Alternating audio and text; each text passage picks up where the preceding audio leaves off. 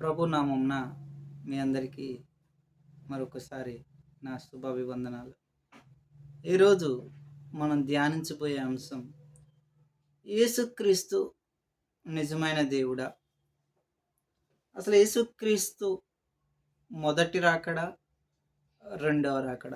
అంటే ఇప్పటి వరకు జరిగింది మొదట రాకడ మాత్రమే. రెండవ రాకడ ఇంకా జరగలేదు. రెండవ రాకడికి సూచనలే మనకి కరోనా, మంకీ ఫాక్స్, కొన్ని దురాచారాలు, కొన్ని సంఘ విద్రోహ చర్యలు, ఇలాంటివన్నీ జరుగుతూ ఉన్నాయి. రష్యా ఉక్రెయిన్ యుద్ధం, ఇజ్రాయెల్ పైన దాడి, ఇజ్రాయెల్ గోడలపై కుక్కలు మరుగుట, నక్కలు రావుట, ఇవన్నీ కూడా దేవుని రెండవ రాకడికి సూచన. కానీ మొదటి రాకడ ఉంది అనడానికి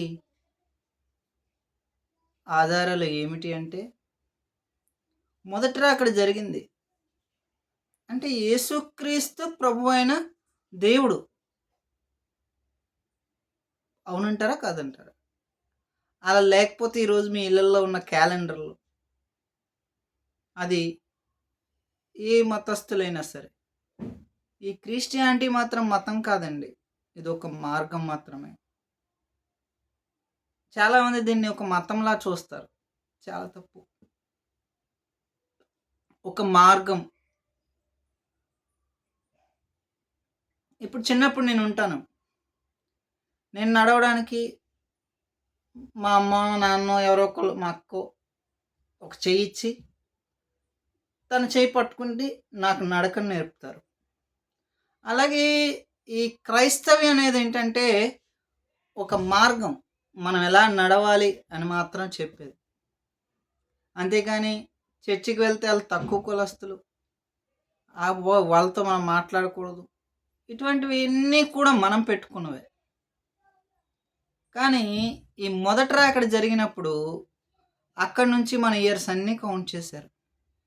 ఇప్పుడు 2024 అంటే యేసుక్రీస్తు పుట్టినప్పటి నుంచి ఇప్పటికి 2024 సంవత్సరాలు. దానికి బెస్ట్ ఎగ్జాంపుల్ మన టైం, మన క్యాలెండర్. ఇంకా ఏ విధానమైనటువంటి ఆచారాల్లోనూ వాటికి ఆధారాలు అనేవి లేవు. నమ్మిన వాళ్ళు గట్టిగా దేవునికి స్తోత్రం చెప్పండి, హల్లెలూయా. అయితే ఇక్కడ నేను మాట్లాడబోయే విషయం ఏమిటి అంటే, యేసుక్రీస్తు మాత్రమే నిజమైన దేవుడు, నిజమైన మార్గము. ఆది యందు వాక్యముండును,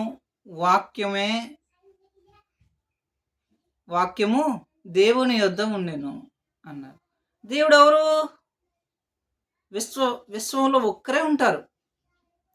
కానీ మనం చూసినట్టు అనేక మంది మాత్రం ఎట్టి పరిస్థితిలో ఉండరు. ఇలా ఎందుకు దేవుడు పుట్టాల్సి వచ్చింది? ఈ మొదటి రాకడ ఎందుకు కారణం అంటే, దేవుడు అద్భుతమైన ప్రపంచాన్ని సృష్టించాడు.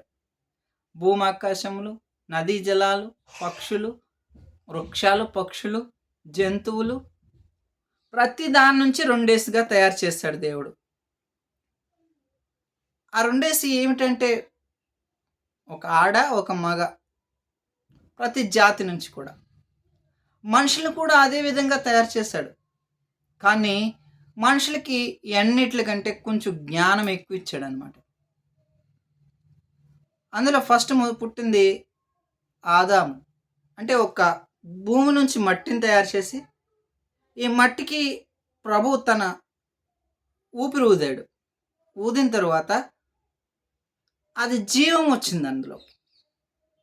ఇతను ఒక్కడే ఈ తోటల్లోనూ, ఏదైనా తోటల్లో తిరుగులాడుచు ఉండగా దేవునికి జాలేసింది.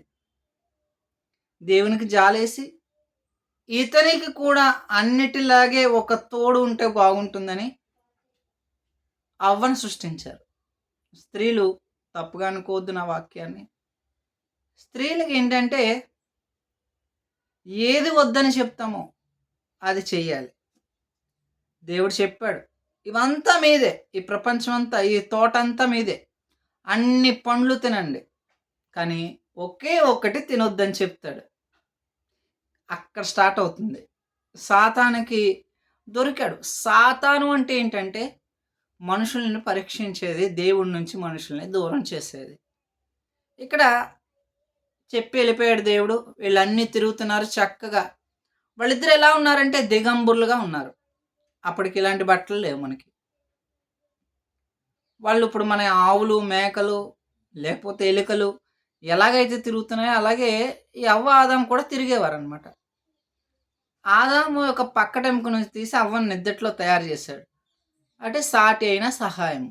అంటే ఇతనులు నా మాంసంలో మాంసమా, నా రక్తంలో రక్తమా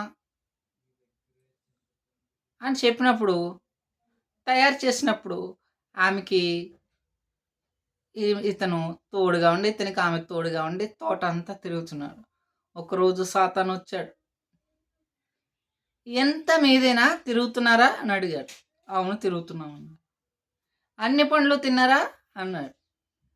కానీ దేవుడు ఏదైతే తినొద్దన్నాడో దాన్ని అడిగింది. ఇది తినొద్దన్నాడా మీ దేవుడు అని. ఎస్, ఇప్పుడు మనం కూడా అనేక చోట్లకు వెళ్తాం. మీ దేవుడు తినొద్దన్నాడా అని అడుగుతారు. ఎస్, ఆజ్ఞాతిక్రమం. ఎందుకు? విగ్రహాలకు అర్పించింది మనము తినకూడదు. అయితే ఇక్కడ చెప్పాడు, మీ దేవుడు అది మీకు ఏది నిజం ఏది అబద్ధం అనేది తెలిపేది, లోక జ్ఞానాన్ని తెలిపేది, అందుకే మీ దేవుడు తినొద్దన్నాడు అన్నది. ఈవిడు గోకడం స్టార్ట్ చేసింది. ఎవరిని? ఆదాముని. ఓయ్ ఓయ్ తిందామా వద్దా, తిందామా వద్దా చెప్పు, ముందు చెప్పు. ప్రభు వచ్చేలోపు తినేయాలని.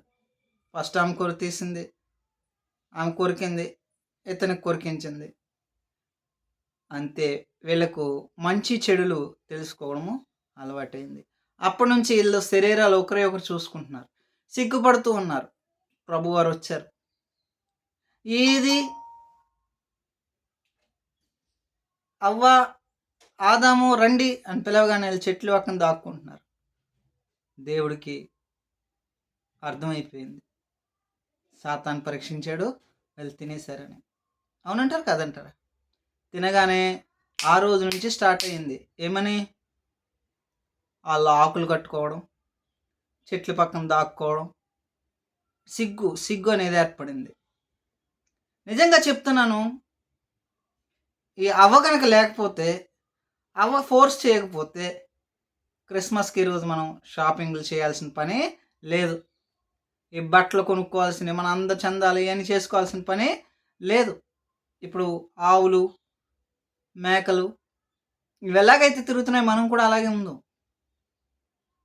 సో దేవుడి యొక్క మాటలు ఎప్పుడు కూడా, ప్రియ సహోదరి సహోదర, నా ప్రియ సోదరులారా, చింటబిడ్డలారా, మీరందరూ దేవుడు ప్రతి ఆజ్ఞను ఫాలో కండి.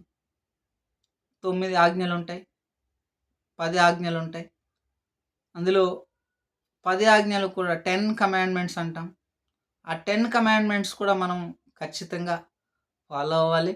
అందులో ఏ ఒక్కటి మనం సరిగా చేయకపోయినా ఆజ్ఞాతిక్రమం కిందే వస్తుంది. సో దీని కంటిన్యూషన్ రేపు మంచి విషయం ఉంది. నా నెక్స్ట్ వీడియో కోసం ఎదురు చూస్తూ ఉండండి. ఇది అనేక మందికి షేర్ చేయండి. వాక్యాన్ని అనేక మందికి ఈ యొక్క వాక్యాన్ని వెళ్ళుటకు నా యూట్యూబ్ ఛానల్ కూడా సబ్స్క్రైబ్ చేసుకోండి. వాక్యం అందని వారికి వాక్యాన్ని అందించండి. కళ్ళు మూసుకొని మీ కొరకు ప్రార్థిస్తాను. మహాపరిశుద్ధుడు, మహోన్నతమైన దేవుడు ప్రభా యేసయ్య, ఇదిగో ఎవరైతే ప్రభు ఈ వాక్యాన్ని చూస్తున్నారో వారందరికీ మీరు తోడై ఉండండి. ప్రతి వారిని మార్చండి దేవా. ప్రభా మంచి వాక్యాలు ప్రభా వీరికి నేను అందించడానికి సహాయం చేతండి. దాని ద్వారా వారు ప్రభా మంచిగా నడుచుకోవడానికి సహాయం చేతండి. నిన్ను ఎరుగుటకు సహాయం చేతేవా. నీ యొక్క వైపు చేతులు ఎత్తుచుండగా వారికి సహాయాన్ని, వారి ఇరుకుల నుంచి విడుదలను, విశాలతను కలుగ చేయండి ప్రభా. మా చిన్న ప్రార్థన యేసుక్రీస్తు నామంలో నీ పాసానికి చేర్చుకోమని మిక్కిలి అడిగి బ్రతిమలాడి వేడుకొంచున్నాం తండ్రి. ఆమెన్.